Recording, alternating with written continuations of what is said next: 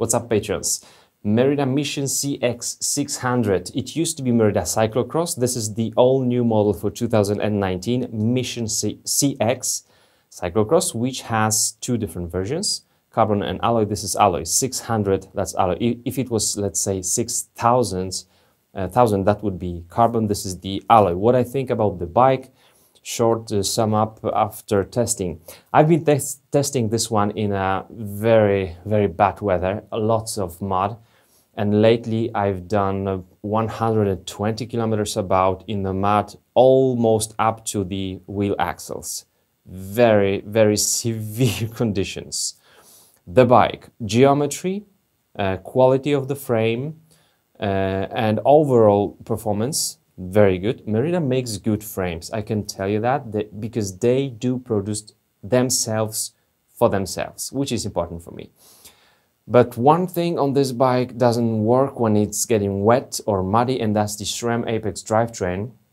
I actually mean the rear derailleur, SRAM Apex rear derailleur. Maybe you remember I had been testing long time ago, a Carver's road bike on 2x10 SRAM Apex drivetrain, which I loved because it was sunny conditions and it was during the summertime. This one isn't good for mud.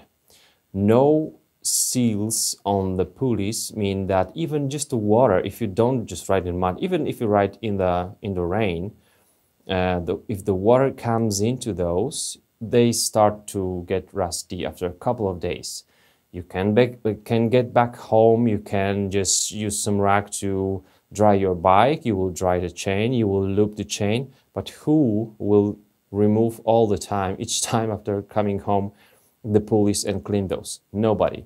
So the water stays there, it gets rusty, and it stops shifting very well. You will feel the difference in the shifting. So SRAM Apex, I'm criticizing it because 1x11 is even dedicated for cyclocross bikes and gravel bikes, which, especially cyclocross bikes, are made for running in the mud. This is not good for the mud. It won't hold very long. So this is a big disadvantage if you're going to use this bike as a cyclocross bike, which is a cyclocross bike, right? So maybe some other model with other components. Does 1x11 drivetrain make sense for the cyclocross? Yes, it does.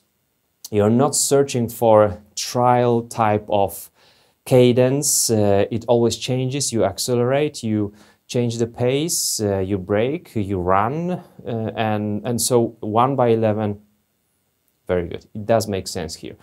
It's very good that Merida have given us here the carbon seat post with a little offset that gives you a little bit more compliance, because this is no suspension bike, certainly. So carbon seat post on the alloy bike, very good. I'm happy with that. The wheels are okay. These are from Merida Expert. The tires, Maxxis Mud Wrestler, very good for mud. Very good for mud. They run very well. I've been using those on gravel road, a little on the asphalt, on the tarmac. It was just okay. So the geometry and everything is fine. The quality of the frame is fine. Internal cable routing is okay. I mean, nothing rattles inside. I'm a fan of external cables, and I think for muddy races, muddy conditions, for the bike, external cables, in my opinion, would be better, because you have one housing from the handlebars, from the frame, through the frame there. You cannot clean anything. If you have external cables, you would be able to do that, which I used to do, because bikes used to have external cables, but now you don't have those, so that's it. I've been riding with all the spacers here. I'm 182 centimeters tall. This is large, perfect for me. I think medium might be okay, but the toe overlap problem could be just too big. Still, when turning turning a lot on low speeds, I will hit with the toe, I will hit the front wheel. So that's why I would rather stick to large. Otherwise, medium would be okay. It's quite long. It's long enough, so medium would be fine. But toe overlap, that's something you wanna you want to be looking at. That's it, guys. Merida Cyclocross. Sorry, it used to be Cyclocross. Merida Mission CX, and the model is 600. See ya.